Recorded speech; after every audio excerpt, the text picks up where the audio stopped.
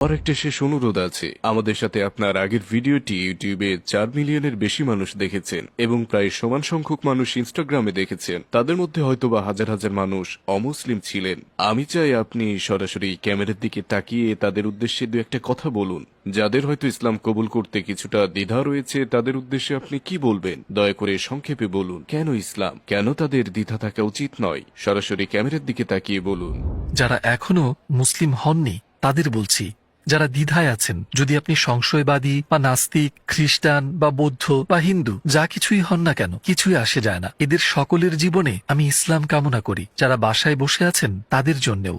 এই কারণে নয় যে আমি তাদের খারাপ মানুষ বলে মনে করি। আমার মতে বেশিরভাগ মুসলিমের ক্ষেত্রেই এটা সত্য। যদি মুসলিমেরা আপনাকে ইসলামের দাওয়াত দেয়, তার মানে এই না যে তারা আপনাকে খারাপ ভাবেন। শুধুমাত্র যেমনটা আমি ইন্টারভিউতে বলেছি, ইসলাম আমাকে সত্যিকারের মনের ও মানসিক শান্তি দিয়েছে।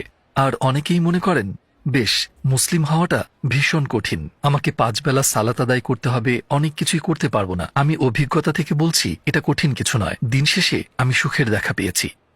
আপনি যদি সত্যি নিবেদিত থাকেন এবং সত্যের পথে চলতে থাকেন আর এতে দৃঢ় বিশ্বাস রাখেন, সবকিছুই সহজ হয়ে পড়ে। তাই আমি মানুষকে ইসলামকে জানার অনুরোধ এবং উপদেশ দেব। খোলা মনে পড়ুন, মুসলিমরা কি করছে সেটা দেখতে যাবেন না। সর্বশ্রেষ্ঠ শিক্ষক মুহাম্মদ সাল্লাল্লাহু আলাইহি ওয়াসাল্লাম, তার উপর শান্তি বর্ষিত হোক, কি করতেন দেখুন, আর তাকে ইসলামের সত্য রূপ জানানোর সুযোগ দিন।